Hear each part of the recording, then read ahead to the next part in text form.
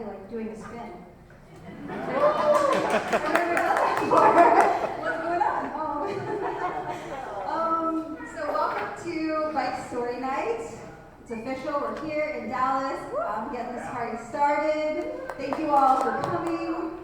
We have 5 featured storytellers, and then we have a few people who have signed up so far as wildcard storytellers. So if you have interest in sharing a story and you didn't sign up yet, there's still a chance you can grab a submission form at the check-in.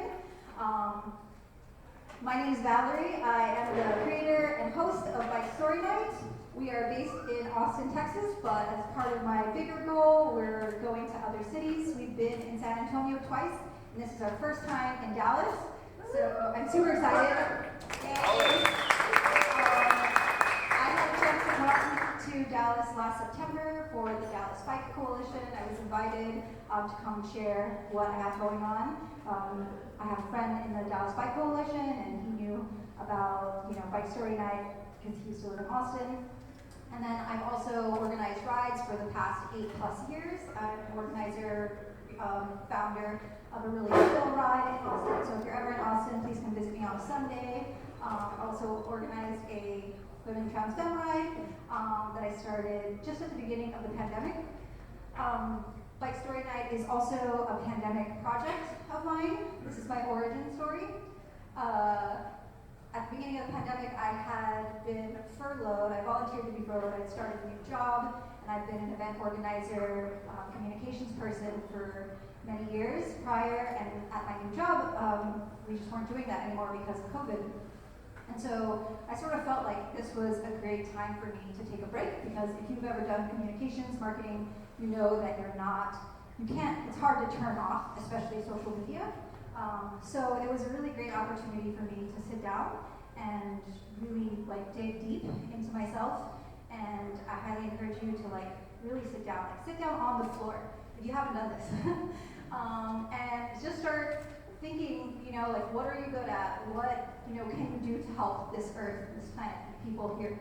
And I didn't know it at the time, but what I was doing is commonly there's a Japanese philosophy called Ikigai.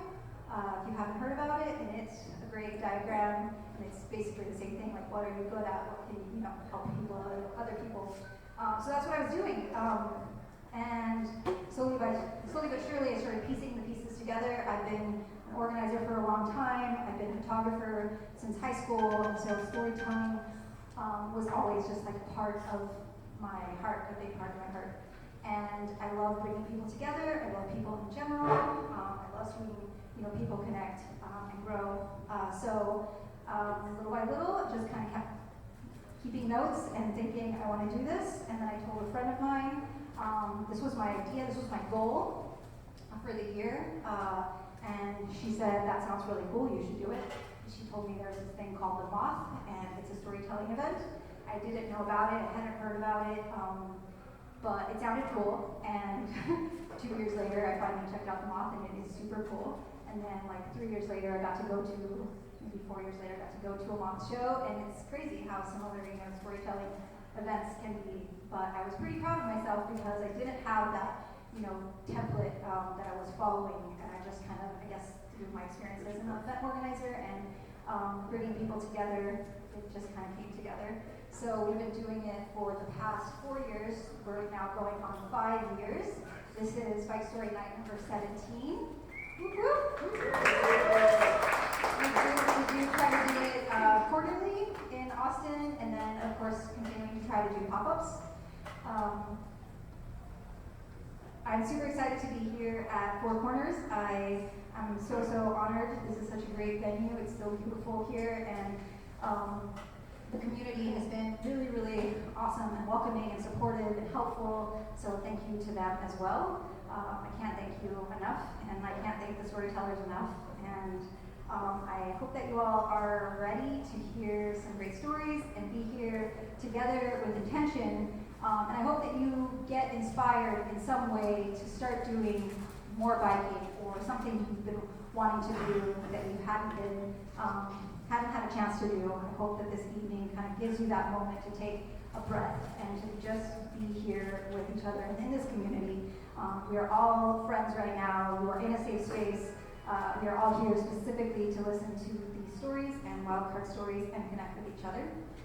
We do have an interactive section over here. We'll talk about that a little bit later. Let's see. Wildcards. Wildcards? Community plugs.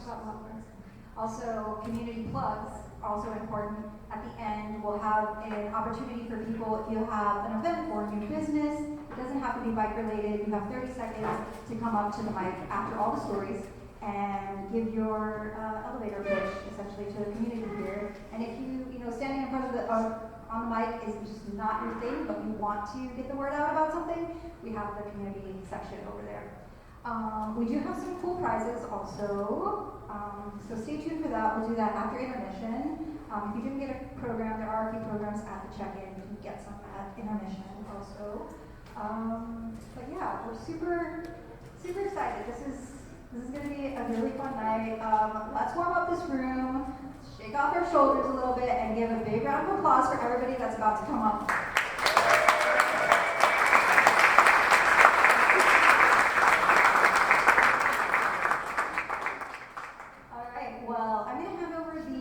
To our first introducer for our first storyteller, Maribel. Thank you so much for doing this.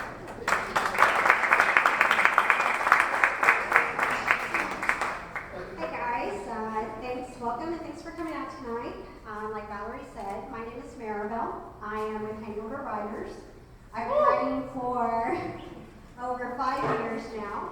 I am excited to introduce our first storyteller, John Paul Olsen. John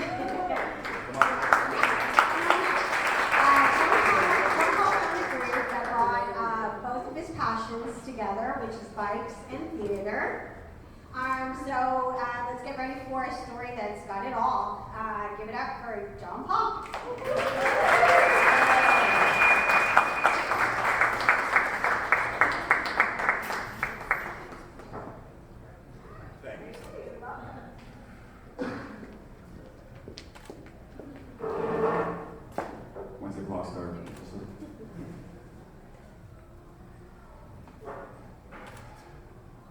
Once upon a time, a night, a morning, not unlike a gray day today, February 2014, sitting in front of my computer, scrolling the Gmail, then pop, one stuck out. Seeking adventurous individuals who love bicycling and who love theater, and will combine those with a team, writing an original play, and taking it across the country on a bike tour. Now, I had to read this a couple of times. I had to reassess and actually register what it was that this sender was actually seeking.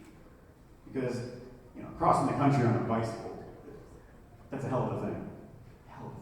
But to take a play, a stage play, live, kind of like how I'm right here with you and I, and to tour that exclusively using bicycles, is that even a thing? Do people do that?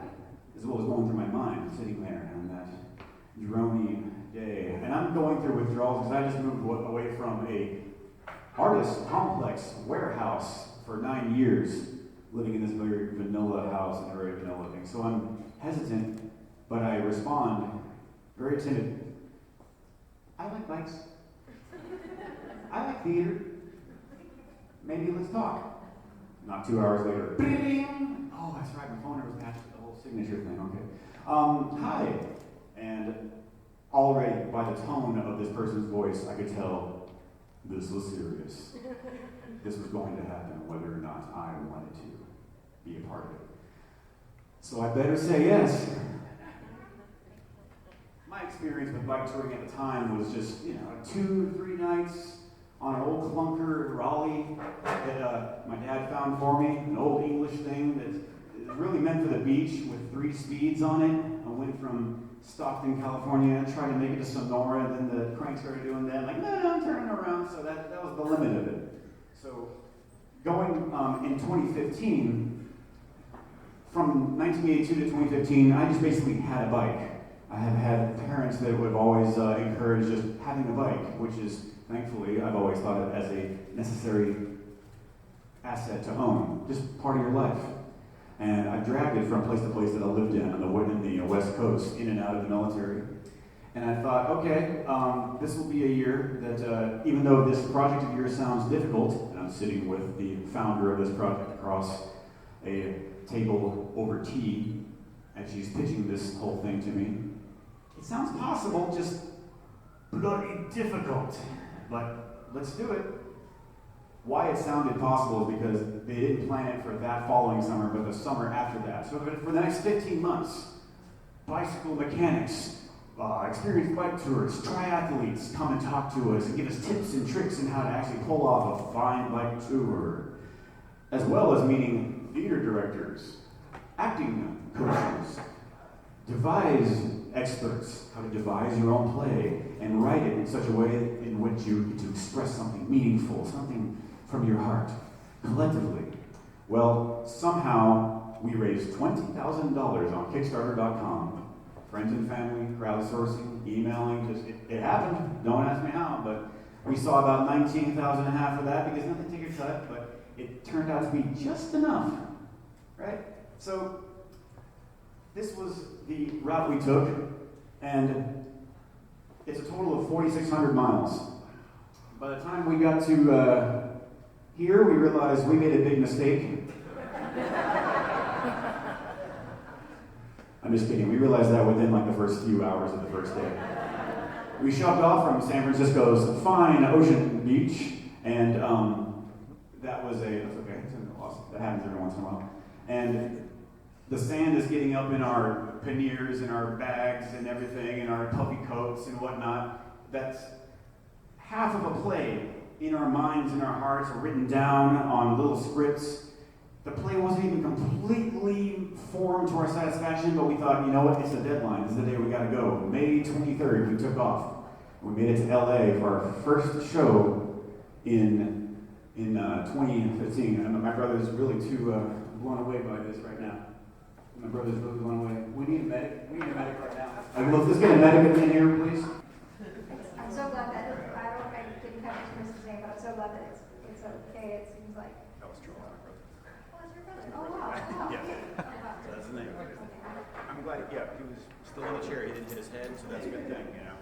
First thing you want to make sure is they're still breathing. Yes. They didn't hit their head. Yeah. So just tell me they didn't hit their head.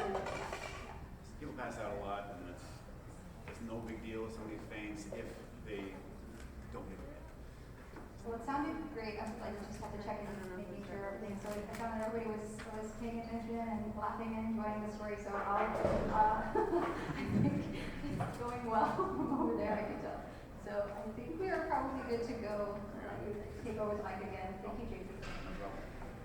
It'll take me a second to get out of that image of my brother falling asleep to my story.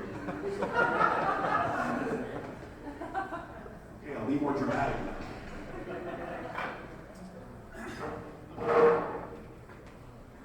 Okay, let's take it from the desert. Let's go to Arizona.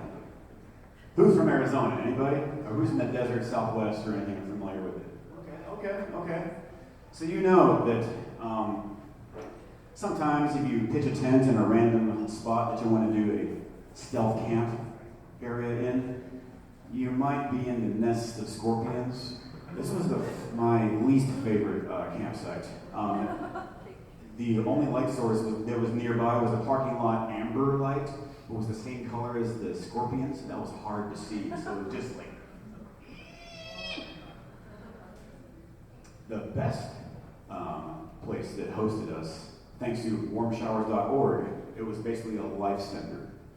If you're familiar with couchsurfing.com, it's basically the same idea except to cyclists and folks across the country who just appreciated traveling bicyclists, bike packers. They'll just host you. And at the very least, you're entitled to a warm shower to get clean. Some places, you roll in, set your dirty clothes right here, we'll run the wash here, and there's a beer over here, there's a water tub, and you get a guest room, you get a guest room, you get a guest room. Wake up in the morning, you smell bacon and eggs, and everything. It's just, some people were just overly generous, most gracious hosts. And one thing I left out when we took off, we had 3 trailers. Bicycle trailers. That was a mistake.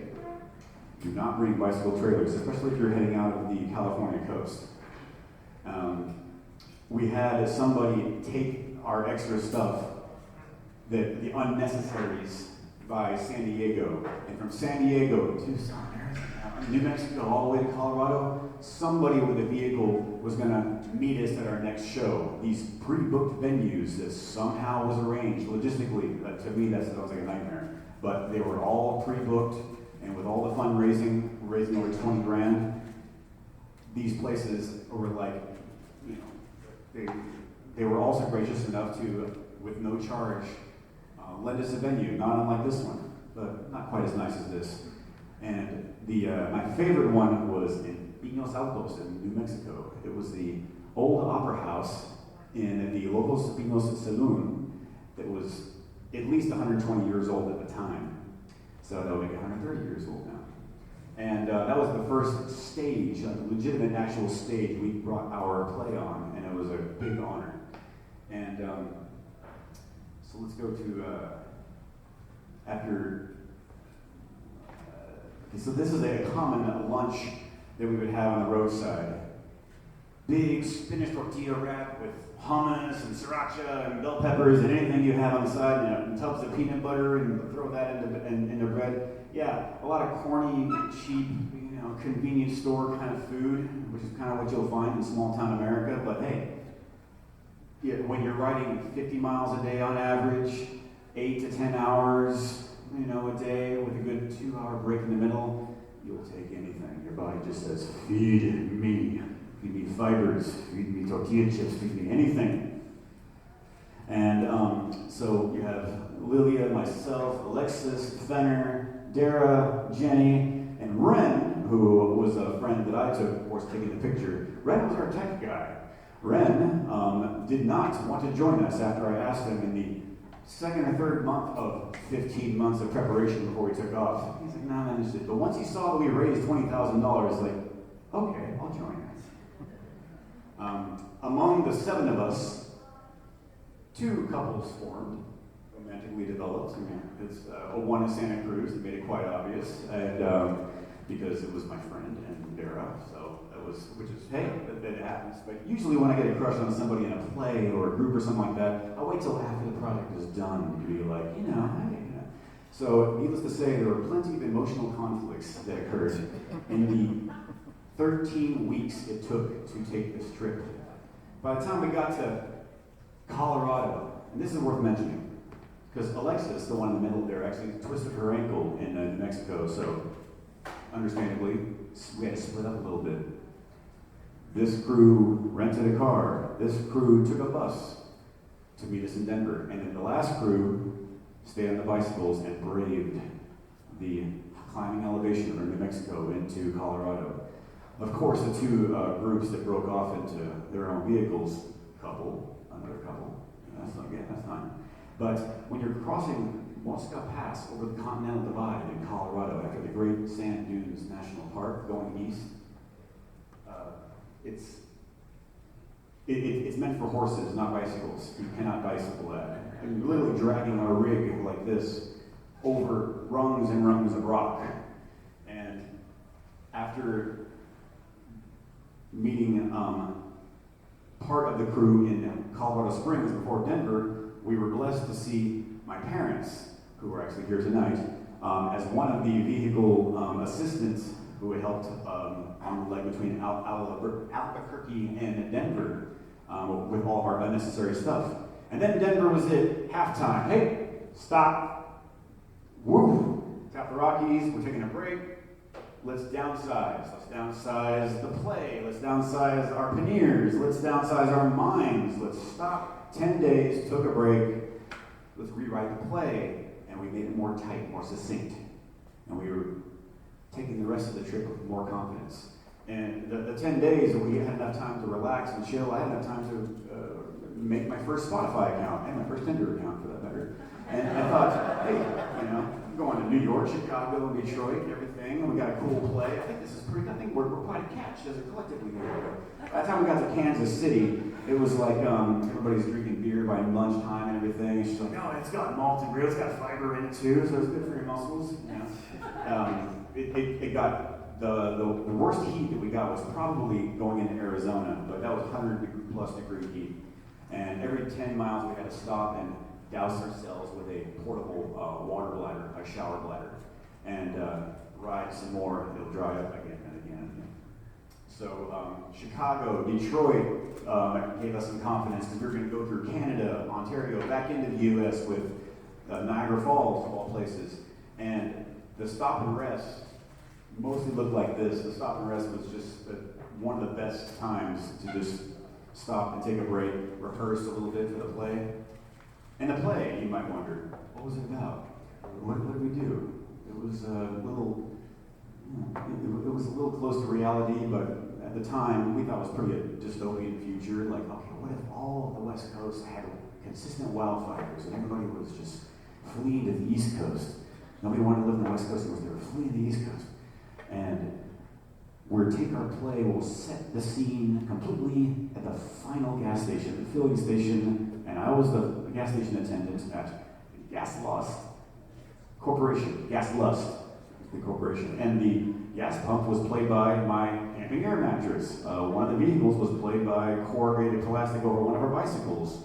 We literally associated bicycles and their equipment and their components as part of sets and props. We rigged up one of the bike pumps as a water spout that was in the yard of the filling station. So we really got into the interesting landscape of Dust Bowl, nameless Western state America. And it was a future that we portrayed that had a forgotten West.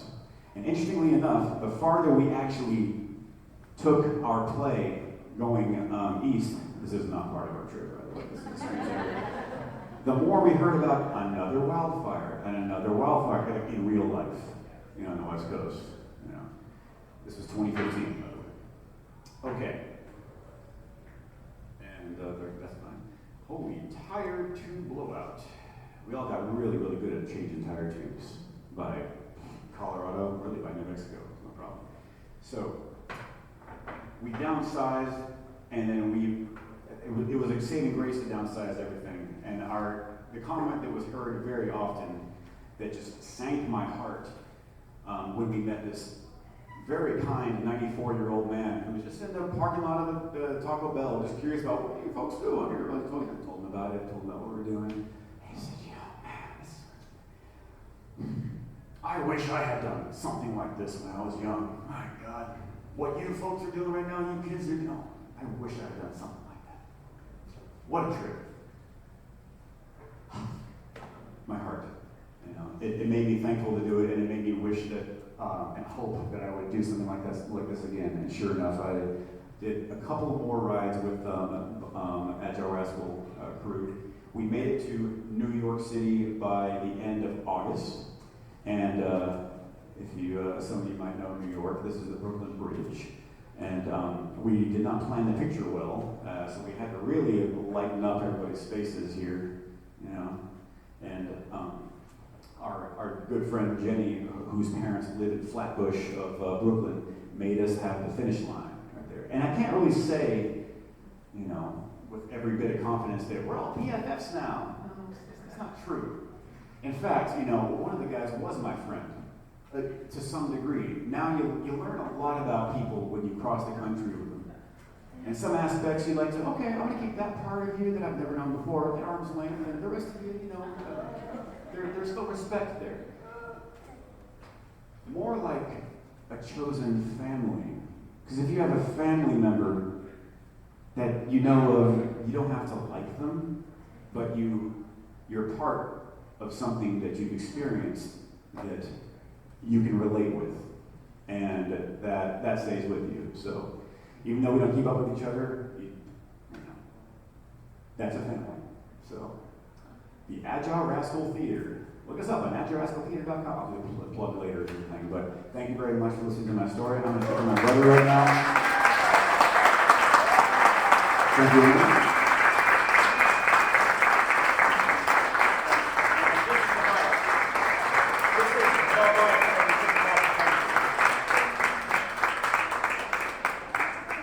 Great story. Hi everybody, I'm Jordan, one of the co-producers for this a slideshow for us at the moment. Going to be sharing an interesting story about developing yourself through connections that the bicycle allows you to have. So come on up.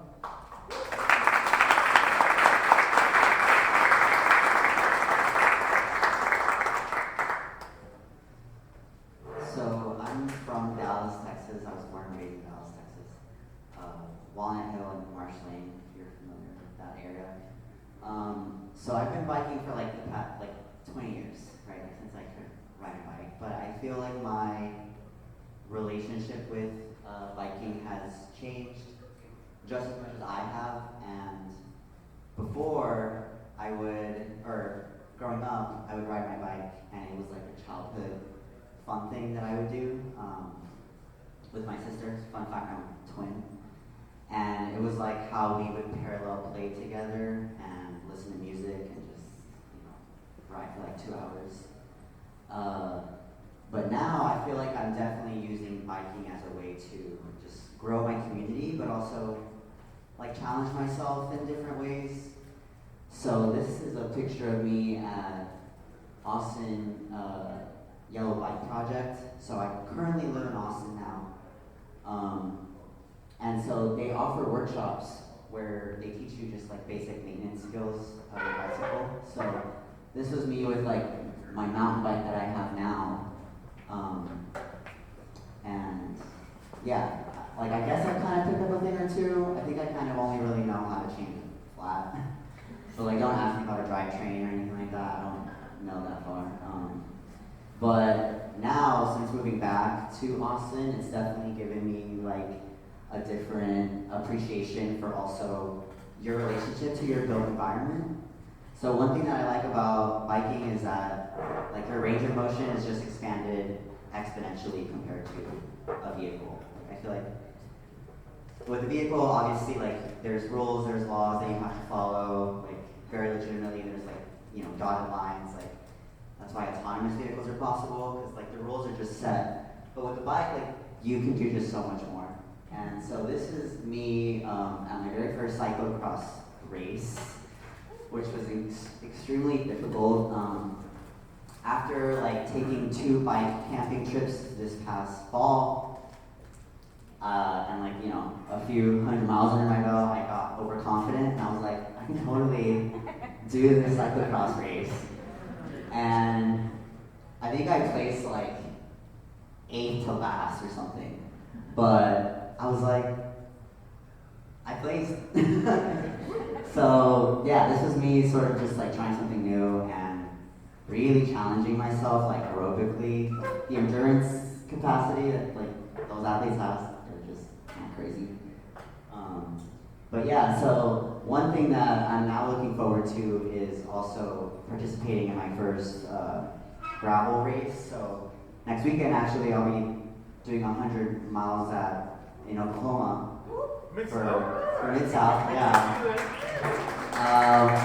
Similar strategy to cyclocross. I don't think I have any idea what I'm getting myself into, but I think I have the endurance part down. I think I just want to make sure I don't bonk. I think nutrition will be more challenging. But this is a picture of the Dallas skyline, obviously, but then also my friend Lauren and I, we biked from here, actually, from like near, like outside this parking lot to Bishop Arts and back. So it was a short ride. But obviously there's a bunch of construction. So there's a lot of wayfinding, and I think that's another thing that I just really appreciate about biking is, like if I'm in my car, even if I know where I'm going, most times I'll still have a GPS because it kind of, it adds that sense of security sometimes. And also it provides you like real-time alerts, like, just accident here or whatever. But with biking, it's just completely almost unknown and unfamiliar. So you really test yourself with, like, can you handle this level of uncertainty? And yeah, so, I mean, we definitely did, and it was like I said, super short, but I feel like all of these little experiences with biking have definitely made me appreciate, like, just the bike in general, and how it's just an extension of our feet. Like, we have to, I think in a vehicle, you're isolated, you're closed off, you're boxed in. Like here, you can actually like, you know, touch things, and it slows you down, obviously, way more. And yeah, like I was able to explore Bishop Arts in a way that I never have in all the years that I've visited. So, yeah, I mean, that's kind of it. I think I'll kind of wrap up by just saying that maybe the most rewarding part about this is that as my relationship with biking has changed, I've also just kind of realized that it's really a metaphor for life and how like you live. Like there's this book that I've read, and it's actually how I got into biking, because at first I really wanted a motorcycle because they're like, you know, fun and dangerous and adds to like the cool appeal. And then I was like, okay, until then, like biking is like the next best thing maybe. But in that book, there's this book called Zen and the Art of Motorcycle Maintenance, and one of the quotes is, and I'm going to paraphrase, but it's like, the only cycle that you're working on is a cycle called yourself. And I think that like that made me really want a motorcycle, but it also made me just like learn how to, or appreciate being introspective when on my bike, because I feel like you're doing something so repetitively, you kind of just think to yourself, able to process a lot. So, yeah, thanks, y'all.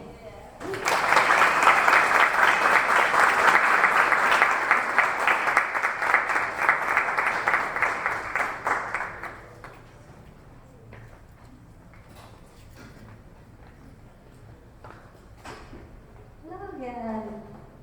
Thank you, Nohemy. That was awesome. Yeah, let's give a round of applause for Nohemy again.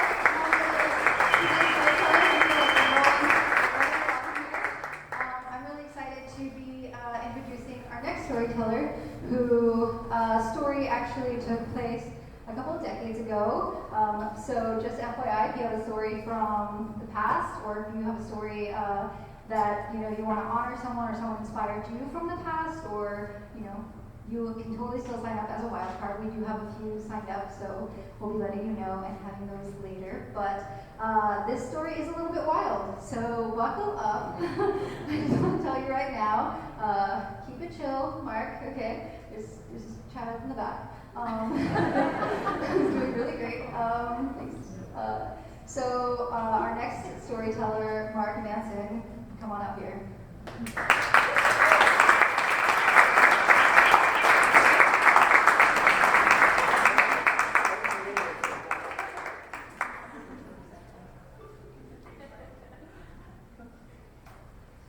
Now it's time for the senior citizens part of the show. Hi, my name is Mark Manson, and a little bit about myself. I've been riding bicycles for a little over 40 years, as an adult.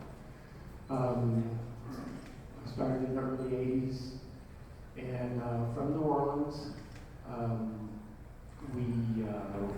did a lot of recreational riding, some touring, some racing, mountain biking, commuting. We came to Dallas because of Hurricane Katrina. My wife and I evacuated the hurricane and came here and ended up in Dallas. I'm in the bicycle retail business, and for the last 20 years we've been here, and I've been riding as much as I can.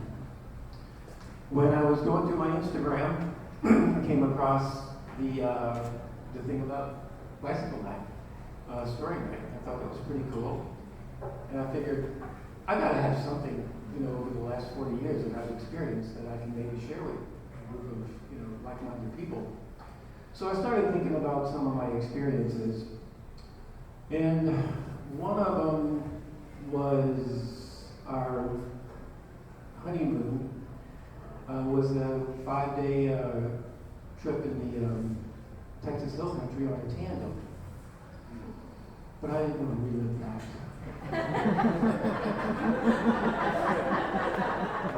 No, that's not true. It was actually a wonderful experience. And then I thought about this one time. I was casually riding through East Dallas on my bike, and I came up to this intersection, stop sign. About a block away, I heard this truck rumbling behind me. And I pull up to this intersection, I have the red light, and this truck pulls up kind of close. And I look over, and it was a one of those big Ford F-150s, Texas edition. And the windows roll down, and I look inside, and there's this 30s, late 30s couple, and the guy leans over, and he says, "Hey, MFer, you should get your ass on the sidewalk before I run over you." And I looked at him and I said, I gave him the old, I've got a right to be on the road. And you really shouldn't use that language in front of your mom. I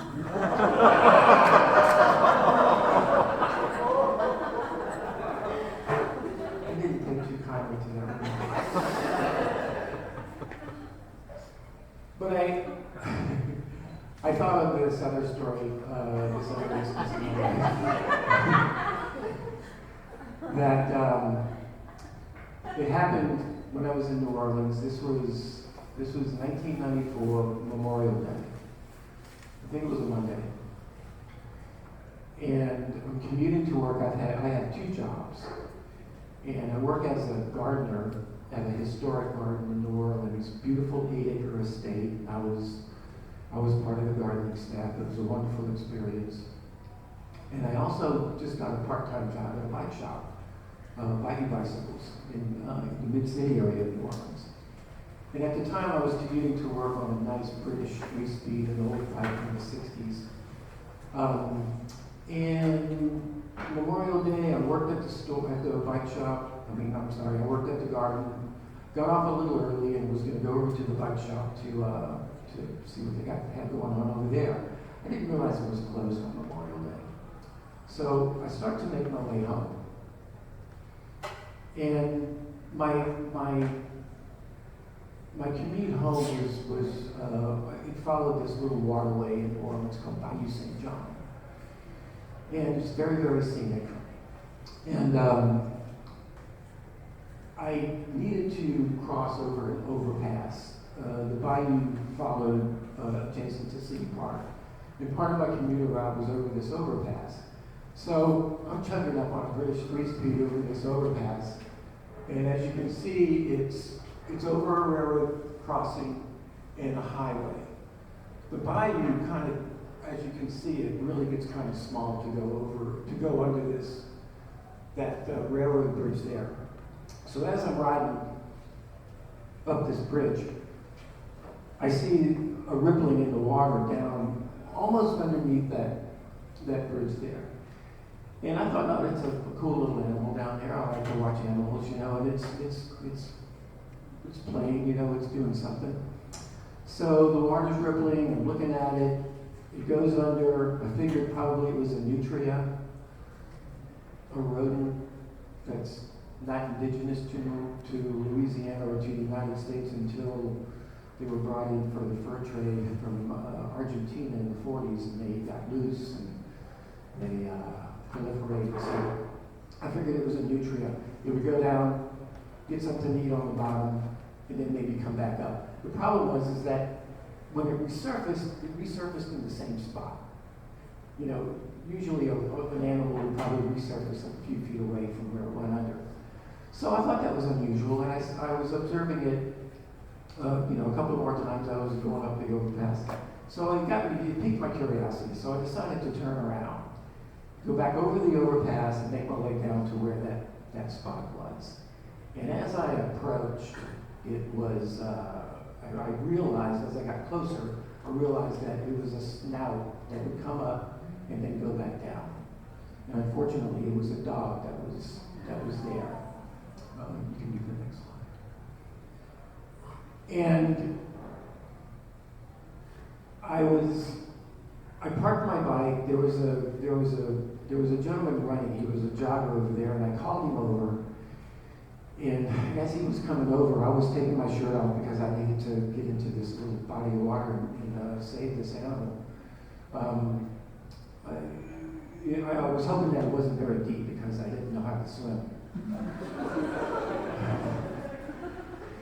I took my shirt off and wrapped it around my left arm because if the dog was going to bite me, I was going to allow it to bite on that part of the part of my arm. But anyway, I get in the water, and I'm kind of wading over to the dog. Unfortunately, once I reached it, it was only about chest deep, so I didn't really have any big issue with drowning or anything myself. But the dog was really, really in distress, and I grabbed it and held it to my chest, and I felt a chain around its neck, and it went underneath the water, and it was kind of taut. And I'm thinking, oh man, I hope it's handler or if it's master or it's not underneath this water. So by that time, the guy that I called over, his name was Doug. He came over and I'm dragging the dog. Basically, I'm bringing the dog closer to the bank. It's okay. And he's there, and I've got the dog in my arms, and I'm dragging the chain. I'm feeling something on the bottom of the waterway, just kind of bouncing. And fortunately, there was enough slack in the chain that I was able to lift the dog up onto the bank. But unfortunately, when I lifted up on the chain, it was tied to a cinder block. And somebody obviously intentionally wanted to drown this poor animal. We were both kind of shocked at that point. So I got out of the water. The dog had some burns on its back. My thought was that somebody was trying to drown it. There's a lot of fishing in that area, and I thought maybe that they wanted to attract fish with this poor animal. But we got it up. Eventually, this was way before cell phones. I phoned my wife. She came and picked me up. We took the dog. The next day, I think we took the dog to a vet. And the dog was fine. It had burns on its back, but it actually was pretty healthy. Of course, we contacted the police and some animal rescue organizations. I did interviews of, I was able to get something in the newspaper. This helped find the dog a new home. We were contacted by a couple that lived on the north shore of Lake Pontchartrain, basically out in the country. And we would have loved to have kept the dog. We had several dogs of our own, and we felt this dog needed to be on its own and have individual attention. So the couple that wanted it, they had some nice acreage. It was pasture land.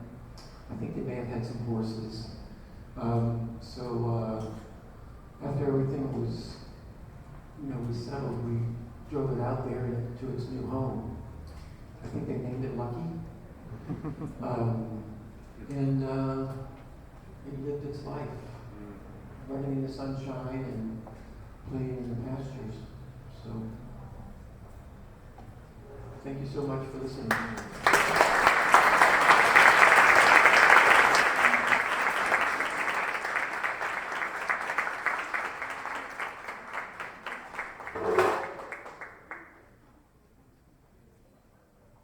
Thank you, Mark. All right, y'all, I'm super pleased to announce that it is intermission time. Get another drink, come over to the community section over here, write down some of your fight goals. If you have a business card, please drop one off there. We do have stickers and a few t-shirts for sale, also FYI, but we will be back in 10 minutes. I hope you're back because we're going to announce the prizes. Thank you, guys.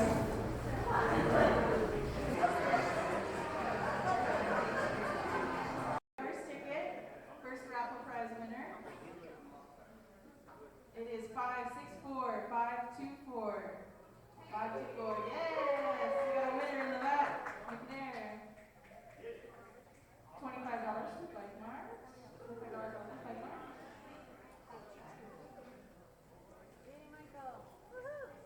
We got a couple of these, so we'll do two more. Next one, 564. Last three numbers, 544.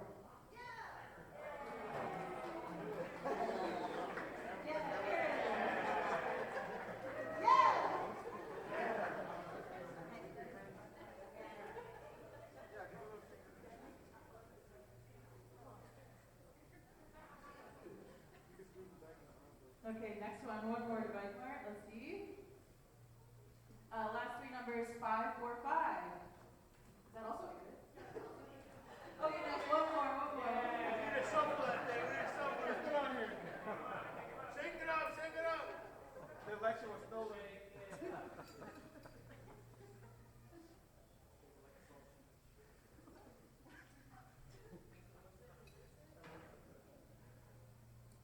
461.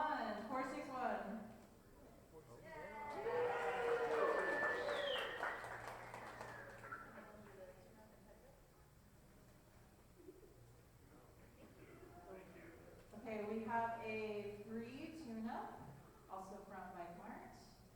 And who is gonna win? Okay. 528. 528.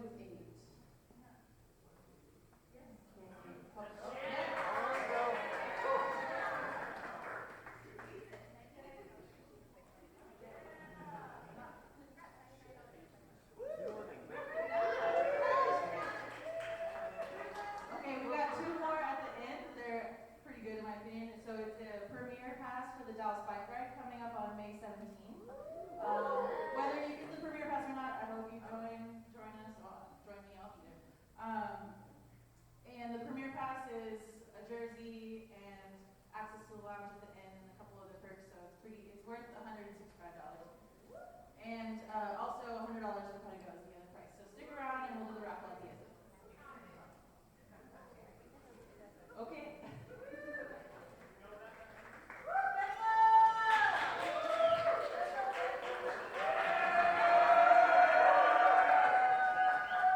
Say your thoughts for Fernando. So. Hi everybody. My name is Becca, and I ride bikes. So I also lead the Dallas Bicycle Coalition, but I'll say more about that later. Right now I'm introducing Fernando, and he's going to share an amazing story about his first, maybe only, I'm not sure, century ride. So he rode 100 miles, and that's pretty badass, and he's going to tell us about it. So give a round of applause for Fernando.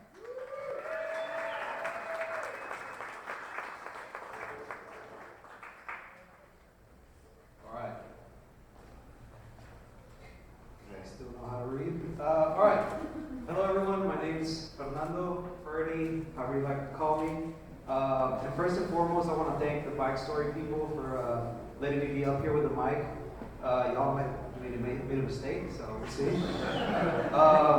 Secondly, I want to make sure that obviously y'all follow the Dallas Bicycle Coalition online on social media as we fight for safer streets in Dallas for cycling, walking, and everything in between. Yes, sir. Tonight, I'm here to tell y'all a story about bikes in my brain and how it all relates to my first ever century. Mile 1 through mile 20.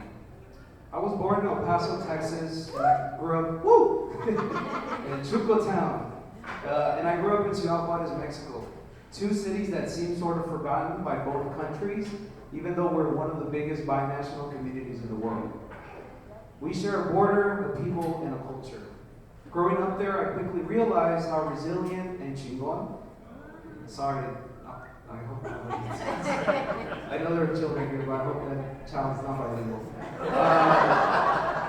So you had to face everyday struggles because even though you have your family, your community, obviously, at the end of the day, the only person who's going to get your butt on that saddle to pedal is going to be yourself. And that's why I decided to pedal that day, to prove myself wrong and to show that I can do a century. Mile 20 through 40. By mile 30, I felt confident. I've been here before. I can do this. It hurts, it's painful, but it would hurt more if I stopped right at the first obstacle. As a teenager, I experienced my first real hurdle. Depression and anxiety. All my life, I thought I was a normal, angsty, punk rock kid who had a pretty okay upbringing. But mental health doesn't necessarily discriminate against that sort of stuff. I grew up resentful, sad, and angry at the world around me. Those feelings extinguished a youthful fire I felt for most of my childhood. Mile 40 through 60. Things are starting to get real. My knees and legs are starting to ache. But a homie showed up to push me through the other half. I don't think he's here. Jesse from the Salty Cat crew, he's usually around here. So shout out to him for doing 50 miles with me. Once I was out of high school and I moved 700 miles away, those feelings of sadness were only amplified. I've been here before. I've faced these mental hurdles before. But why was I so unsure of myself? This is when I thought back to the resiliency of having to grow up where I grew up. We get up and we fight for better things because we know how bad things can get. During this time, I faced challenges. Some of my first true heartbreaks, career obstacles. I worked on my emotional intelligence and relationship management. You know, for the first time, I was dealing with some real adult. Sorry. Miles 60 through 80. I've made it past the longest distance I ever cycled. Every inch forward is a new personal record. I'm starting to feel accomplished, but there was still some ways to go. This is how I felt when I graduated from university and I got a 401k. I was like, dang. I'm a grown up now. But the underlying mental health issue was still around. I neglected my mental health because of work, and I would self-medicate through less than healthy ways. I would find myself seeping back into that angry and resentful kid I was as a teenager. I knew I needed to do something different. And this is where asking for help changed my life forever. I was finally getting back to who I was and what I wanted out of life, and that was just being content with what I had. Miles 80 through 100, the final stretch. I can see the finish line on my Strava, but all I can focus on is on my numb toes, my aching knees, how hungry I am, and that maybe I should have gotten a bike fit before this ride. I've worked on myself. I'm finally back to who I was as that happy-go-lucky kid full of life. I now know what I want and who I want to be. But it's still hard getting out of bed every day. But this is the time in my life where I realize that being resilient is truly one of the most important traits to have in life. It's not about how many times you fail, but how many times you get up and show up for yourself. It's less about perfection and more about consistency. That's all that was getting me through in life, and that I needed to focus on that. The feeling after you succeed at something you really set your mind to is what keeps me going. The people around me, my friends, my family, my community, but most importantly, my beautiful wife, have helped me immensely in getting up day in and day out. Mile 100, I finally did it. All I wanted was a fat-ass burger and a beer. I met my beautiful wife at a local bar. I hit end on Strava, and I quickly realized, dang, I really did that.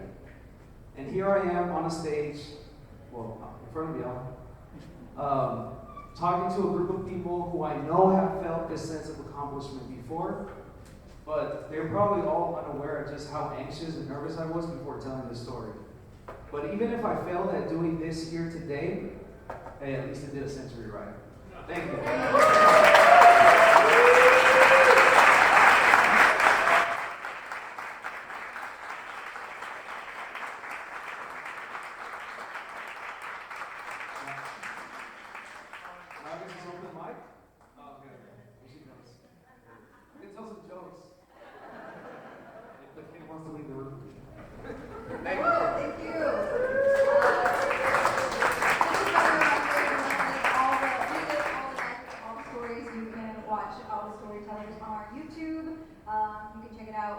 Post it up in about a week.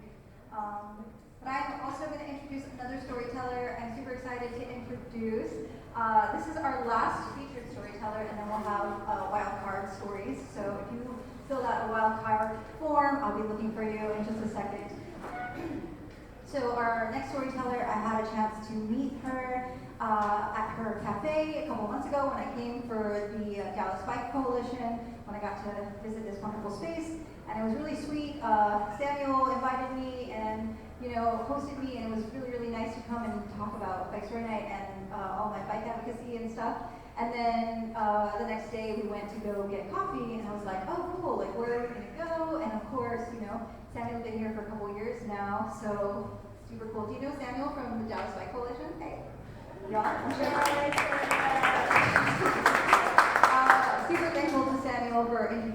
to Christina because I met her and I immediately was just kind of so impressed, you know, with the cafe, and it just seemed like this really cool place. I don't know if you've been to Pull Through Coffee, but you should definitely check it out if you haven't. I'm sure you have.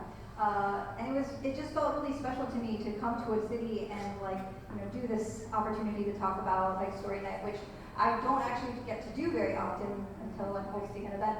So it's cool to do it under a less pressure opportunity. And so then I got to follow Christina and found out she's like just such a gem, and y'all are so lucky to have her in this community, and I definitely want to come back. We did a live together and everyone was like, hey, Christina. And I am so extra excited to hear this story because it sounds like Christina has had a wonderful bike journey, and as I'm sure many of you here have, but just in case, is there anyone who is just new to biking? We got one right here. Oh.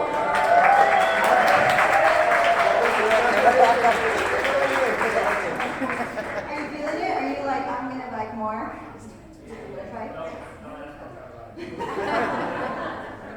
Well, get ready to be even more inspired. Christina, James, thank you so much for sharing.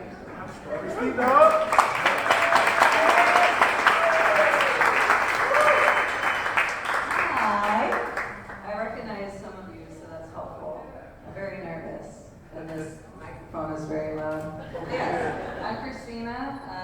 I've been cycling since probably the summer of 2016, and then I moved to Dallas later on that year in 2016. And then I opened up my coffee shop, like she said. It's in Dallas Bike Works. It's on the west side of White Rock Lake. That was opened up 2 years ago, so I just had my 2-year anniversary.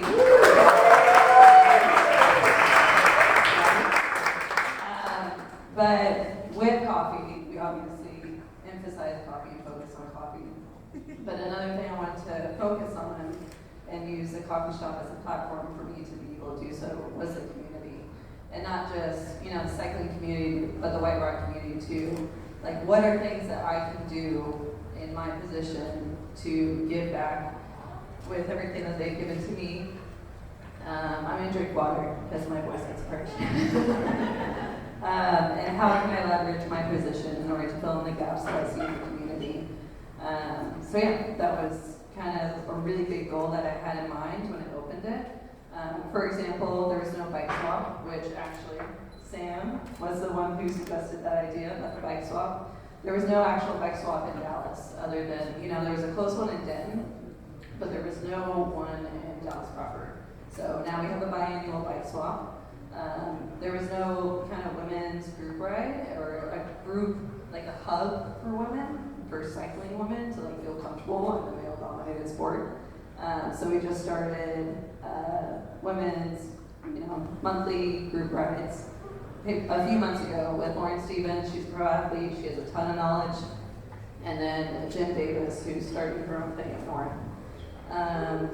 That lake is also very icky, and it always needs help with cleanliness and everything. So we adopted a space off the lake, and we do monthly cleanups as well. So there's a ton of other stuff I want to do, like, you know, mountain bike rides and, you know, stuff like that. But yeah, anyways, that's not what this story is about, though, about the shop and everything. It's kind of how it got there.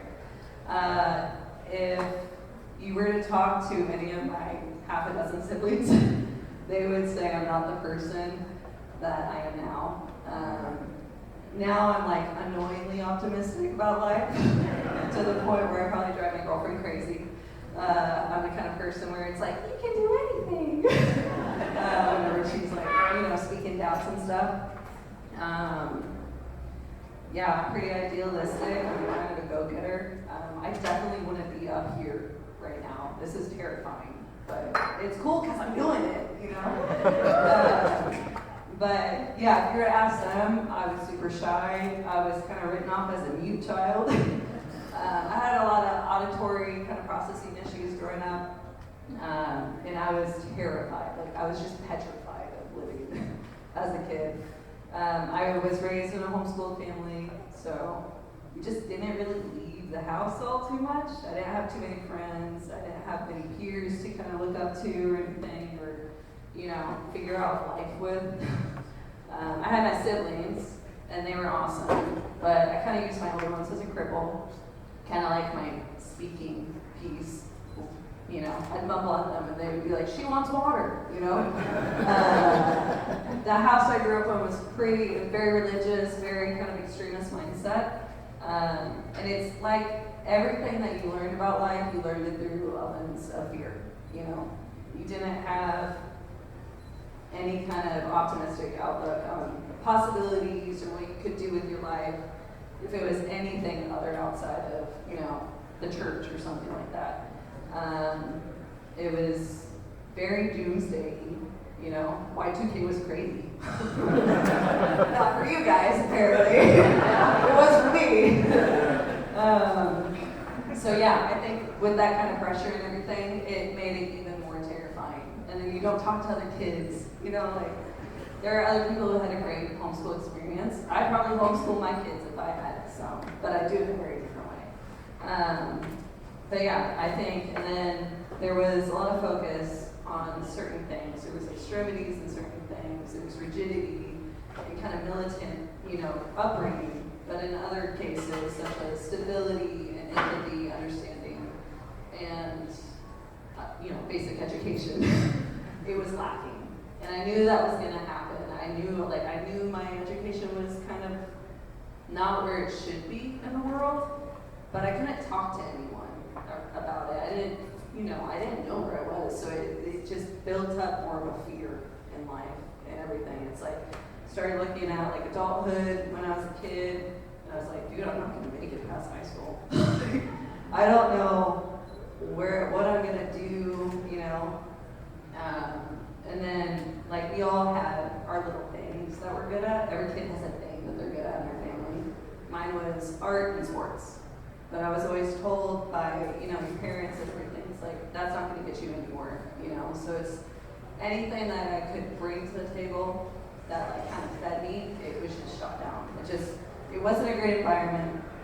It wasn't encouraging. There wasn't really many encouraging words. So yeah, things were crazy there. So at some point, you know, shit hit the fan. I ran away at a pretty young age. And although I kind of felt like there was like a light, you know, all of a sudden, like there was this door that kind of started to crack open, I was just still kind of floating, because it's like you go from being a scared child, kind of caged in kid who has no concept of any other parts of the world, and then they find themselves out there. It's like, oh my God. You know, it's kind of daunting. I mean, leaving the house is daunting to everyone, you know. But I got a job, and that was kind of like an anchor. That was a really good anchor, because I was like, I need this job. If I lose the job, I'll die. But other than that, I didn't have anything else. I kind of got into drugs and alcohol a lot in order to kind of cope. And really, it was more of a social lubricant, you know. Kind of a way to make friends, kind of a way to figure out how to socialize with people my age. It's like, I didn't have a phone until I was 23. I didn't write papers on, you know, the laptop or anything. We used encyclopedias that my mom would out. You know what I'm saying? Where it's like trying to understand where the world was at. I felt like I was like 5-10 years behind everyone my age. But alcohol made me really funny, so that was cool.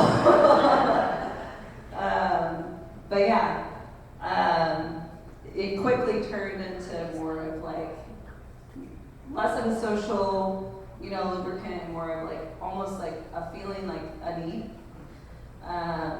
And I think that came to realization after a couple of kind of life-jolting incidents that happened, and after many years later, in my mid-20s.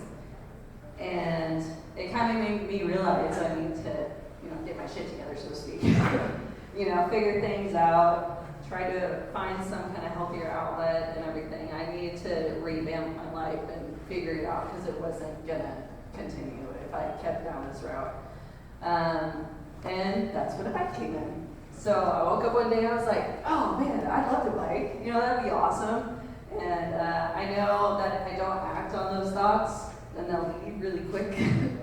So, and I had never ridden a bike. bike, other than like a couple times with one bike that me and my siblings shared, which you don't really get a chance to share with like many kids in the household.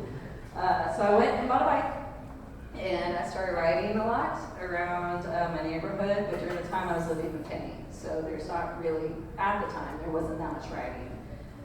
So I heard someone at Bike Shop told me White Rock Lake is a really cool place to ride, so would pack my bike up and go out to White Rock, and I started riding around there, and it's like I felt this vibration, you know, like there was, first off, it didn't remind me of Texas. I'm not from Texas originally, and it was nice because it was like green, you know, there weren't like just, you know, brick and mortar houses or like, you know, all these like cookie cutter houses and everything. There were other people, they were outside, they were enjoying the sunshine, there's trees, there's the lake, it just, you felt this buzz. And at the time it was community, but I didn't have a word for that, you know? But I loved it, and I got obsessed with it. So eventually, I think within like 3 months of getting that bike, I was like, oh, this is happiness. You know, like this is it. Like this is what people, you know, are chasing and everything. So I think I broke my lease and like moved out to Dallas because I was like, I need to go there. Like I need to go to White Rock Lake, some kind of form of nature. I needed that. So I moved out here, and within 6 months, I was like, I reached a goal of riding 60 miles on my hybrid around the lake, just like laps. It was just like, because I didn't know anyone, and I was terrified still. But I loved my bike, and that kind of justified, after I did that, that justified me getting a road bike. And so got a road bike, and it's like that door that I spoke about, just creaking open, it finally like, you know, it cracked open more. It was like this whole other world that I just entered by like, you know, moving out here, getting in the community, getting this bike. You start seeing people that you know, you start waving, they start waving back, and it's like, oh, people know me, you know, like, and it's not through partying or being like shit-canned or anything, you know. It felt wholesome, it felt good, and it made me absolutely obsessed. Once I got the road bike, someone at a bike shop, when I went to go get it fixed, they were like, hey, you should get into racing. You know, you should just check it out. It's like, ooh, racing. I love competition. That's my girlfriend. Yeah, so signed up for a race out of the whim. It was in Paceman. It was a Paceman road race. Had no idea what I was doing. Woke up at 4 a.m. to drive like 3 or 4 hours to get to Paceman, to sign up and all that stuff. Everyone was super nice. They were great. All the women were welcoming. I think someone at the bike shop had told one of the women at the race, like, hey, there's this girl, she's very shy, she's really nervous. And she actually found me. She was like, is there a Christina James around? And I was like, no, me. And I was like, hey, I'm Melanie. She lives in Austin now. But she was like, it's great to meet you. I was told to, you know, to like keep an eye on you and all that stuff. And you're gonna do great. I was like, oh my God, this is awesome. I was like, I just felt so loved, you know, like I felt like I had friends out of nowhere, you know. But yeah, did the race. Sucked. Got dropped within like 5 or 10 minutes. Got laughed multiple times, which I don't think that's ever happened there. So yeah, but I was like absolutely elated because as I was going around, just like drooling and like dying, like people were cheering. You know, they're like, "You can do it. You keep going. Like you got this." And I'm like, I'm like dying. And I'm like, this race is over. They're about to start the next one. I need to get off of this. But it was so good to hear like good words of encouragement from complete strangers. You know, I didn't grow up with that. I had my siblings, but they were like there for protection. You know, they weren't like, no one saw any kind of like hope. You know, so it was the first time where it's like people were encouraging me, and it wasn't because of work, or it wasn't to do a cool thing at a bar. You know, it was something that was for me, just for me, that was good, you know? So that made me more addicted. And I completely kind of transformed the rest of my life based around cycling, you know? Started getting really hardcore into the Creighton road scene. Started waking up early instead of staying up late in order to party. started eating healthier, started choosing my friends better, you know, started realizing who kind of feeds me and who doesn't, you know. That transformed my life completely. Like, you start hearing just great things, you know, like good outlooks where it's like, you throw out ideas, it's like, oh yeah, we could totally do that. We could totally make that happen. That's awesome. Instead of being like, that's ridiculous, dude, you know? Where I didn't have to be just funny. Like, I actually had ideas that could be planted with other people. That was awesome to feel. And then on top of that, you have all these training buddies, and all these buddies who it's like, you're the last one to get dropped and everything, but there's someone always next to you being like, it's cool, dude. We'll get you home, it's fine. Like, it just felt so good. And it felt like family. It felt like friends, like actual meaningful friends. I'm like, oh, that's the definition of friendship. Huh, that's crazy. But yeah, so I learned a ton by just getting my ass kicked on a bike, you know?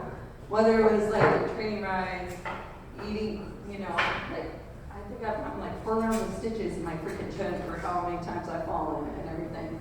But I loved it. I love all of it because it connects people and everything, and it makes you feel like there's so much hope in the world. When I used to not feel that way.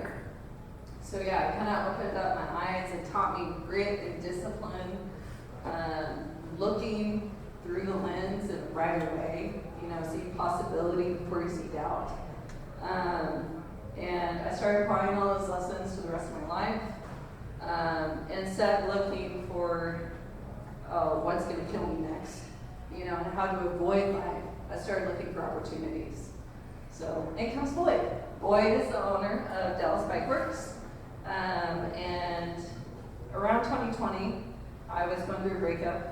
And at the time I was on a different racing team, and I joined Dallas Bike Works just to get a fresh start and everything, kind of feel like, okay, we're over here now.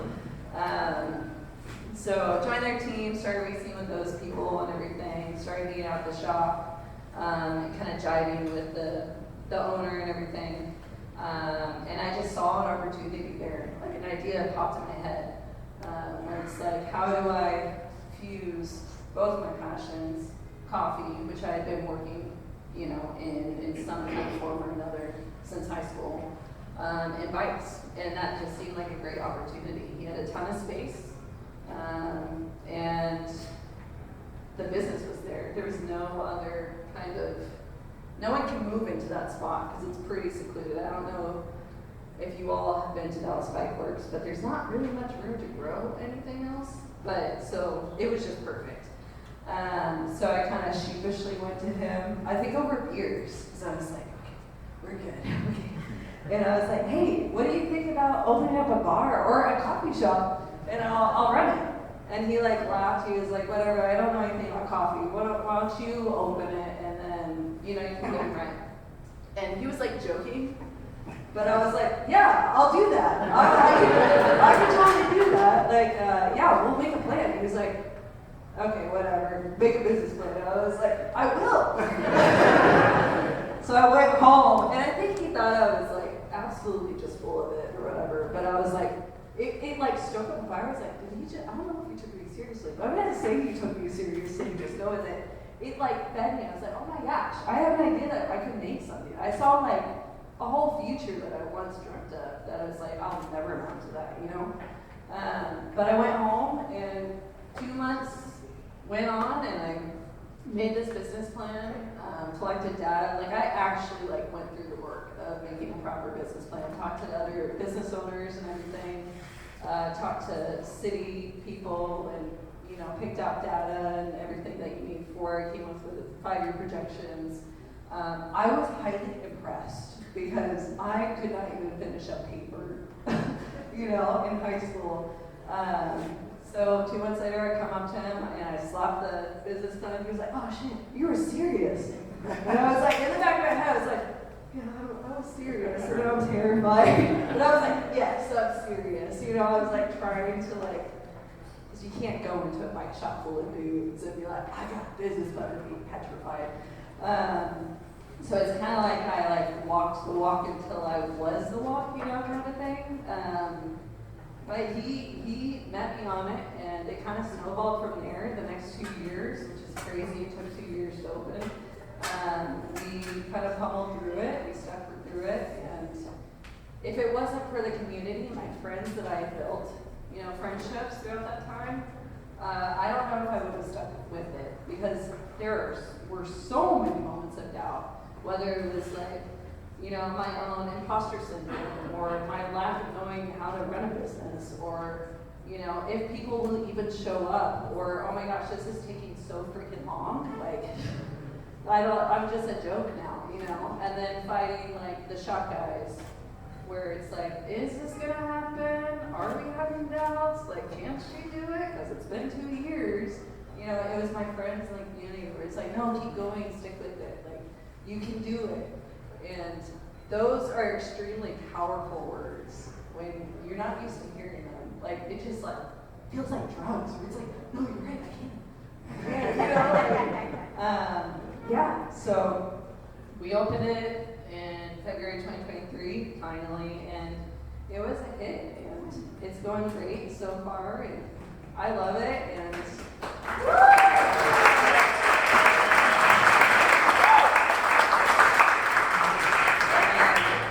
but it's not only, obviously, yes, it's a way to make a living, and it's also, like, it's a living that I make for myself.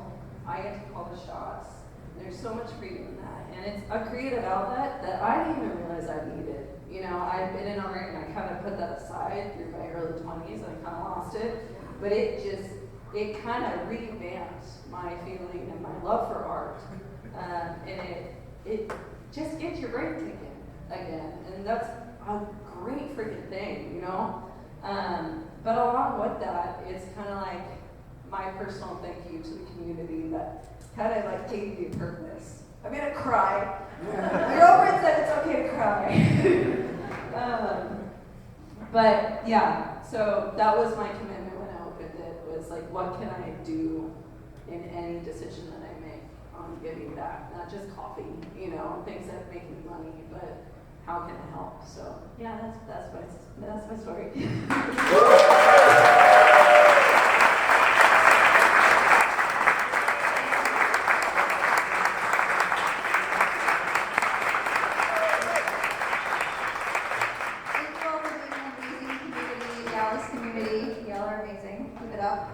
People to keep going, keep encouraging them, keep telling them they have good ideas when you're like, I don't know what you're gonna do, keep doing it. Just tell them it's a great idea. You never know, you're gonna like change someone's life. Gosh, especially if it has anything to do with bikes. As I'm sure many of you know, there's just like so much power and love wrapped up into bikes, and I hope that you all keep on riding. And in an effort to keep the stories rolling, we have wild cards, people who have signed up as a wild card. These are people who I don't get to vet, sort of. Usually people sign up in advance, about a month in advance. These folks signed up tonight. They're being very brave, so, be extra patient. Just want to remind everyone, make sure that your Wi-Fi is turned off, the signal, as you all have seen, kind of keeps going off and on. But we have time for 3 more wild cards. Attention wild cards, keep it a little shorter. We usually give like 5 minutes. If you can try to do it in 3 minutes, that would be very helpful. As far as our time for tonight goes,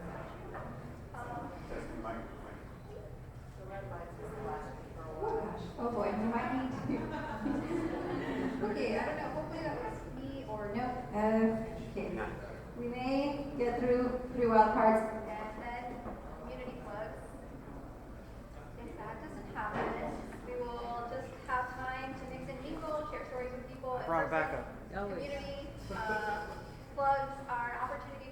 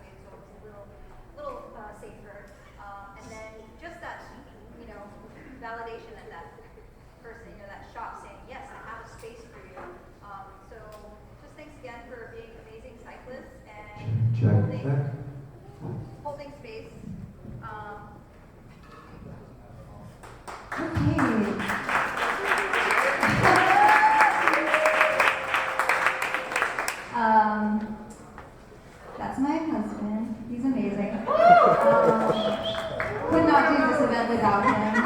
Talk about people who are there for you and have your back. Appreciate you, Jordan. Okay, so if you're a wild card, someone who turned in your wild card story, where are you? Because I don't know who McNair is. Is that Ken? Is that okay, McNair.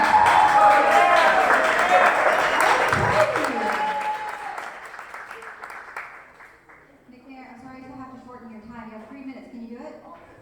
Okay, and then next wild card storyteller will be Silvana, and then Joe O. And then we have prizes. We have more prizes. We have a bike story night swag and T-shirts and things like that. So, Awesome. Thank you. Oh, careful. All right. So most everybody here knows me from Eastside Taco Rice. That's something that started. What was it? 2014, I think it was. So I've been doing that for a while now. And okay, can you hear me now? Okay. So I was going to go into a little longer story, but you said short, so I'm switching stories now. So we're going to switch boats in midstream. This was, as a lot of y'all know, I'm a long distance bicycle commuter. I go from Garland to almost DFW Airport, and that's to get to the office. And I've been doing that since 2006. Prior to that, I was a skateboard commuter. I used to ride my skateboard at the bus stop, jump off from downtown, and ride my skateboard up to where I worked at Maple and Motor. So, anyway, there's a spot there along Royal, if you're familiar, just east of Denton Drive. There was a lot of day laborers hanging by the road. I would ride past them every morning when I worked. And they, came back in the evening, but every morning I would see them. They would wave at me, I'd wave at them, we'd exchange greetings. One morning, and that was all the interaction I ever had with these guys. And one morning I was coming that way, and at the street right before them, this car pulls out, right in front. And I locked up the wheels to keep from running into this guy in his car. And of course I let out a stream of curse words, as you can imagine. He yelled to get, then he missed the light at the next red light, just half a block up. There he is, he stopped, and I'm rolling up behind him. And he rolls down his window and he shares back to me of what he thinks of my motherly and paternal relations, and gives me a thoughtful place where I can store my bike if I wanted to, And before I could even respond, the day laborers from the parking lot descended on this guy's car. And they were all hollering at it, and they kept using, and they were cursing him out in English and in Spanish. I kept hearing phrases like, "Don't mess with our boy." With our boy. I didn't know I was a boy. I had no idea. But he didn't even wait for the light to turn green. He ran the red and he took off. He was going. The next morning, I stopped at Krispy Kreme on the way and I brought them donuts.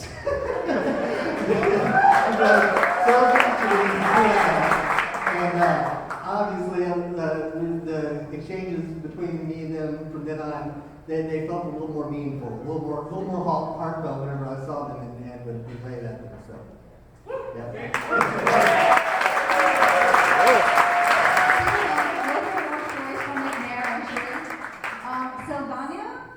Silvana, are you ready? Get this?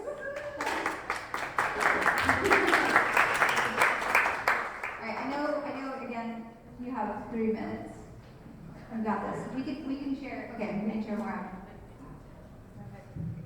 Hi, my name is Silvana. I know a lot of you folks singing around, been here a while. I'll make my story very brief. I ride because I can, and others can't. I'm a brain injury survivor, 2 stacked, back-to-back, 7 years apart. I never thought I'd be walking, talking, doing any of the things that I do, but here I am. I was many things. I had a huge, amazing, beautiful life. Raised kids, lived on the beach, owned a kite shop. Been riding bikes and motorcycles and everything since I was probably 5, and I'm not going to say how many years that was ago. Horses and everything in between. I've always loved to ride. I have a ton to say, but we don't have much time. I just want to say that we can do hard things. Christina's story is very inspiring. I think I lived her life backwards, and sort of coming back out of it. It took a lot to step back into the world after brain injury. I lost my voice, I lost my life, I lost myself. I did not recognize myself. I had amnesia for over 3 years. I did not know who the person in the mirror was, who my family was, who anything was. I thought I was getting up to go to work every day, and then I, like a split second later, would realize that, oh no, I don't know what I'm doing. One day I started, through therapy, connecting beads and things, trying to make my brain and my eyes and my hands work again. And I had an old metal bike I'd gotten from somewhere and strung it up like a little sun catcher. I used to do that as a hippie chick teenager and thought, oh, I can do this, right? And I threw a couple of them on Facebook and started designing my own. And a lady named Beverly Coors, which I think some of you know from the Tough Cookies team, she's like, I want some. I want to buy a bunch of those. So we met in this churchyard, and it felt like we were having a little drug deal there. Exchanging money for little metal bikes and crystals and things. And my story took off from there, my new part of my life. I own these C-Bits. I'll do my plug now, so I won't bug you guys later. I do bicycle art, apparel, and growing, jewelry, all kinds of things. My website is down, but you can check it out. And I've got sign up and stickers over there, and I'm looking for a WordPress person. So that would be great. I would be very grateful for that. But I just want to say that bikes saved my life, even though it almost killed me. So,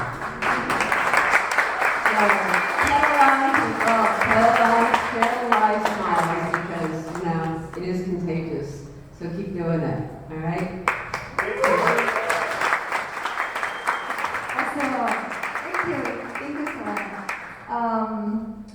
Joe O. cycled across the USA as my first overnight biking trip. Come on, Joe.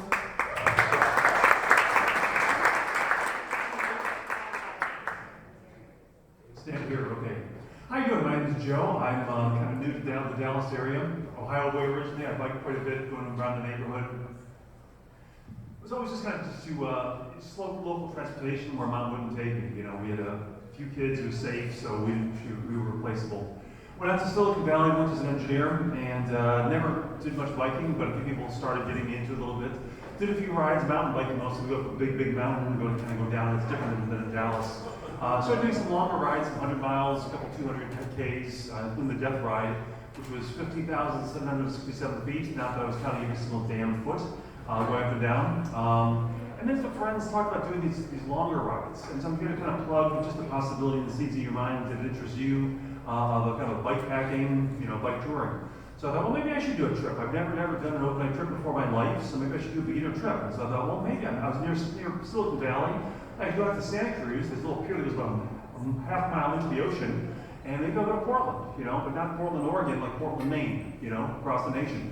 Being a good beginner trip. And so I did. I just took the bike I had, a mountain bike, had knobby tires on it, totally self-supported. I biked across the U.S. It was a little over 4,500 miles, a little over 140,000 vertical feet, and had a wonderful time. I've got no sense, and sort of brain injury that was at birth probably. But yeah, there's a lot of things putting on wrong. I've had a couple knee surgeries, a couple back surgery, a whole bunch of lobotomies, obviously. And, but everything went well. I self-supported, had a little tent, a little sleeping bag, a little low cot. Kept everything very lightweight, obviously, streamlined as much as I could be. Spent a total of $0.00 on accommodation the whole way across America, so it didn't cost me too much. I did learn about warm showers, it's the most interesting as well. Warm showers is really cool. You gotta learn about that. If you have any interest, let me know. I'm happy to kind of suggest it. I had a wonderful time overall. 1,000 little stories I could, prattle on for about 30 hours about some of the highlights, the lowlights, dumb things, smart things. But had a wonderful time. It was beautiful. It was nice. See me later if you want. someone online I saw, Ryan Doozer has a bunch of YouTubes that kind of seem to be kind of my style, or the sense of, hey, this, he seems a little like me, and this is my style of doing things. It was useful to me, it was useful to you, have a great time, pick some trails. Rail to Trail was wonderful. I enjoyed a whole lot of things, but the Rail to Trails were almost wonderful. When I was on the last Rail to Trail for the whole trip, I was like, this is so sad. I mean, I had a number of days left to go. Finally made it all the way to Arcadia, which is way in Upper Maine. Maine is much more hilly than you'd freaking think. I think you're along the ocean, you know? My last 8 days, I averaged over 100 miles a day. The last 5 days were over 5,000 vertical feet. And but after a while, I just kind of got the party done. You get up, and it was a wonderful chance to just go bike, you know? So if you have the time or the money, you rarely have both, but if you have one or the other, consider doing it. I had a good time. Cheers.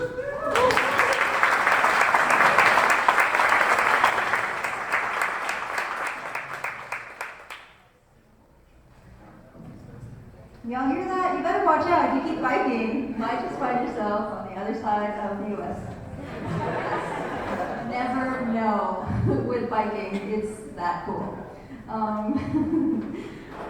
Okay, so if you have a business or a nonprofit or a volunteer opportunity or anything you want to plug, 30 seconds, 7 people, come line up over here, bring it on down. And then right after that, we'll have some people time. I'm super excited. Before we do the community plugs though, I'm gonna do the last raffles. So get your raffle tickets out. We've got some really cool prizes. Thanks again to the amazing people who made a donation, and to Becca for helping get those together. That was very amazing for Becca to stand up. Thank you again to all volunteers, everyone. Totally, it's amazing. Cannot do it without you, and you, and you, and you, and you, and you. So the last, do you want to come? Oh, you're gonna do a community plug? You're gonna do the first community plug, right? I am. Okay. You want to do the rest? You can talk about it. Okay. I mean, the round is kind of fun, so. Is this the first one? Okay, so for the, Let's do the big one. the Pedigo. The $100 to Pedigo, which is an e-bike shop in Deep Ellum. The number is 554. Last 3 digits, 554. Are you here? Must be present, yes. 3, 2, 1. Next one. Hopefully it's a different person. 551. $100 to Pedigo.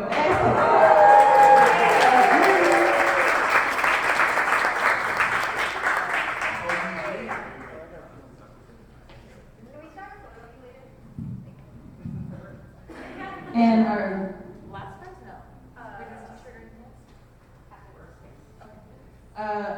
Exciting prize, I think. The premier pass to the Dallas Bike Ride, again, May 17th. I hope to see you out there. The number is 503. 503.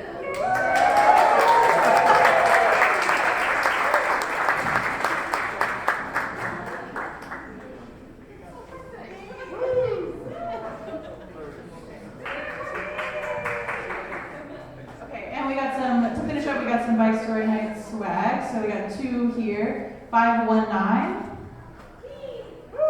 Stephanie in the back. And 469.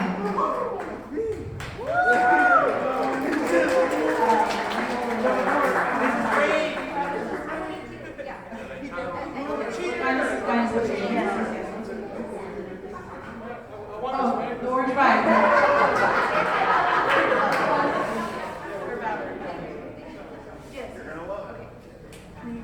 Community plugs, 30 seconds to share anything you are inspired about and want to inspire other people, passionate about and want to inspire other people. And then let's make some go. Yeah, those of you who travel in the world know that transportation in much of the United States is pretty much a monoculture. The state of Texas provides no support whatsoever for trails or sidewalks or anything like that. The support we get is federal. The only thing we can do is any sales tax for Austin and the Dallas area and other areas for public transportation. And now the fossil fuel, people are trying to even cut into that and to take away some of our funding for public transportation. So we have an organization, it's called DATA, and we're involved in this here at Dallas. You can follow us on GroupMe and on Discord and on Blue Sky, as well as on Facebook. And we hope you follow and get involved with us. Involved already.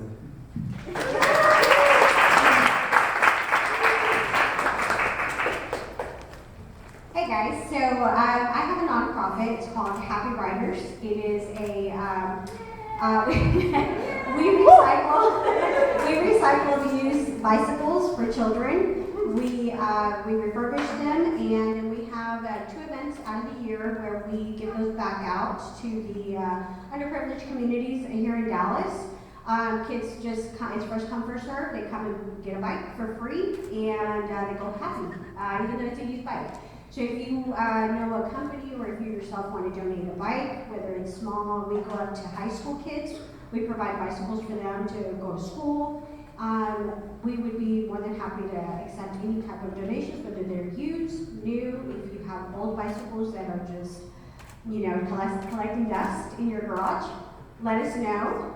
And we do this for this. This is my grandbaby.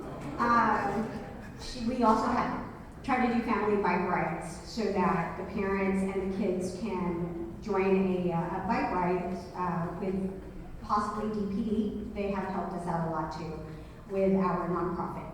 Okay? Happy riding.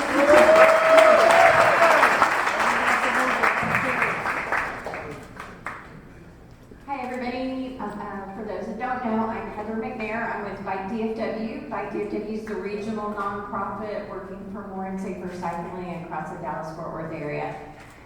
So we would love for you to follow us on social media or go to our website. We have education opportunities as well as events that we do and so forth and so on. What I really want to focus in on tonight though is that we're trying to build a youth bike rodeo team, and this would be a team of people that would be available for helping to teach kids at different bike rodeos around the region. So if you have any interest at all, please reach out to us and let us know, and we'd love to get you on that team. Or if there's any other, if you want to volunteer for events and things like that, we'd love to have you be a part of that. So hope to see you guys out there. Hi everyone, I'm Jonathan. I'm from the Better Block Foundation. We are an urban design and placemaking nonprofit based here in Dallas. And we work with communities not just in Dallas, but around the country and occasionally internationally to transform spaces into places people want to be in. So parking lots, car-oriented infrastructure, vacant lots, whatnot, into third spaces through community informed processes. So that's what we do. What's really exciting for you all is right now we have applications open to our first ever Better Block University. So anyone in the country 18 and over who has an idea to implement in their community, if you want a bike lane, a new crosswalk, want to address crime, vacant storefronts and whatnot, applications are open for like another 8 days, and if selected you get $2,500 to do it, and we'll walk you through it and have lots of fun. So please apply, betterblock.org.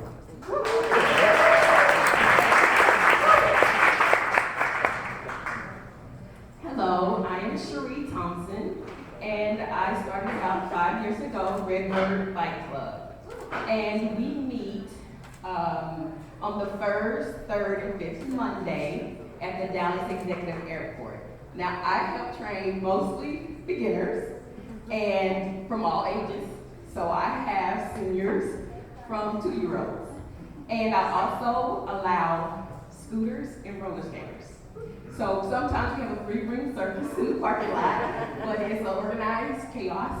And if anybody knows anyone that needs to learn to ride a bike or scooter, roller skate, whatever it is on wheels, bring them to us, and we'll be happy to teach them. What's called? Redbird Bike Club. Redbird? Redbird. I live in the Redbird area, which is near the Dallas Executive Airport, which I may have known it used to be called Redbird Airport. So that is where we located.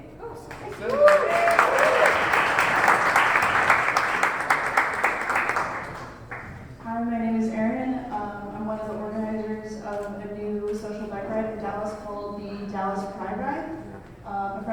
friends and I, including Becca, noticed that there's no queer space for folks to ride, so we decided to do something about it.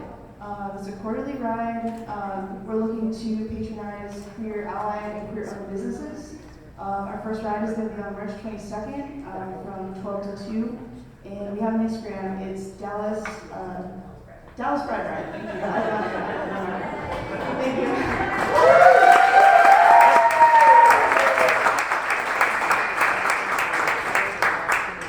Hi guys, my name is Chris, and you might remember me from the door. I'm here tonight to represent somebody from my community, Austin Bicycle Meals. So once a week, me and about a dozen of the most lovable groups get on bikes, and we go downtown and we hand out meals to about 150 people. Anybody who needs food gets it. And like somebody said tonight, how looking through a car is way different than being on a bike. You just see the world different. The people that you see at a light when you're sitting in a car, it's a way different interaction when you're out there on a bike. So check them out at Austin Bicycle Meals on Instagram and Facebook. It's a wonderful group. Thanks.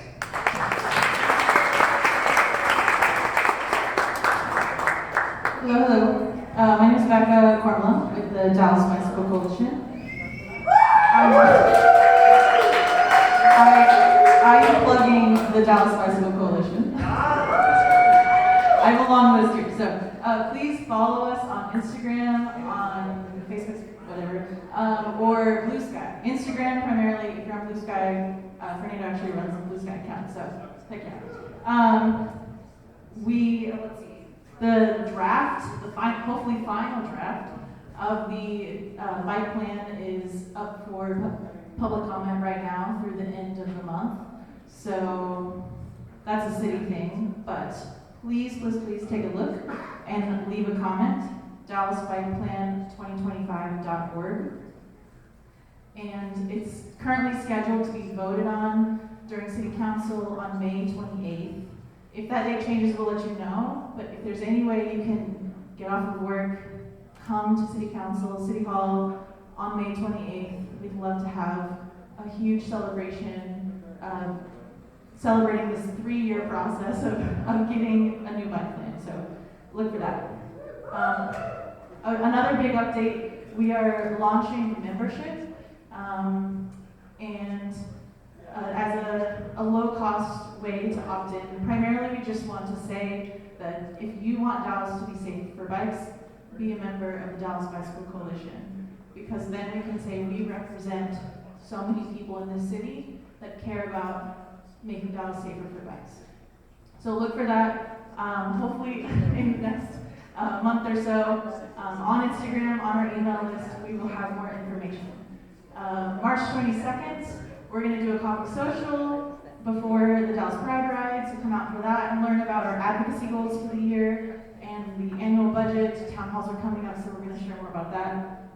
April 24th is our general meeting. There's a lot going on. April 27th, we're collaborating with other urbanist groups to do a Get Out the Vote, because we believe that this is safe streets, access, affordable housing, walkable cities are popular. And not only do we believe that, but we vote. So please come out April 27th and look for more there. The election is May 3rd. If you don't make it to our April 27th event, vote in the City Council election on May 3rd. That's Saturday. And lastly, I will be at that table over there. Come chat, ask me questions. Thank you.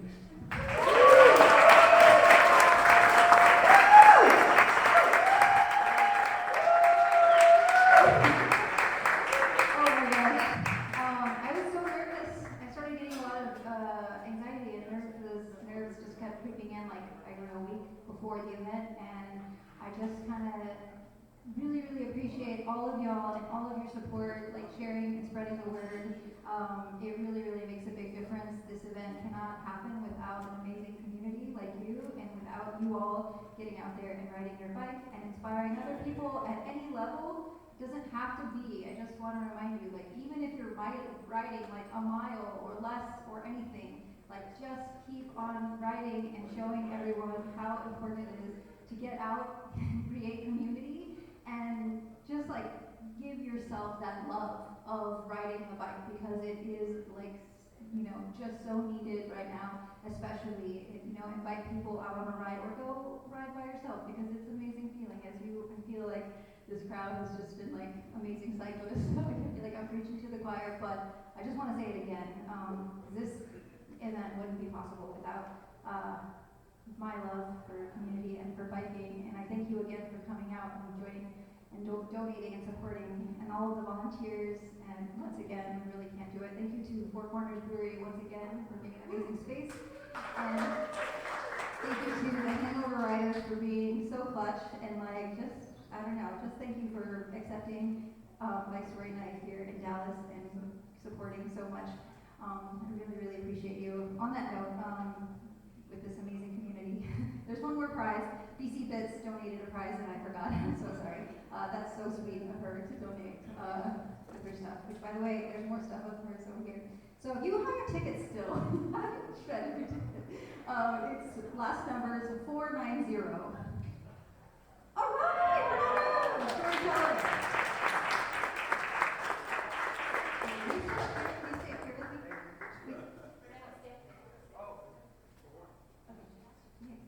Jordan was like, didn't want to forget. I want to take a picture with all the storytellers, and I also wanted just to say again, thank you to all the storytellers. Are the storytellers all still here? Can you come up here? Storytellers. Storytellers. Come. Is it wild cards too, or? Maybe just the featured first, and then the wild cards, and then we'll do like everybody.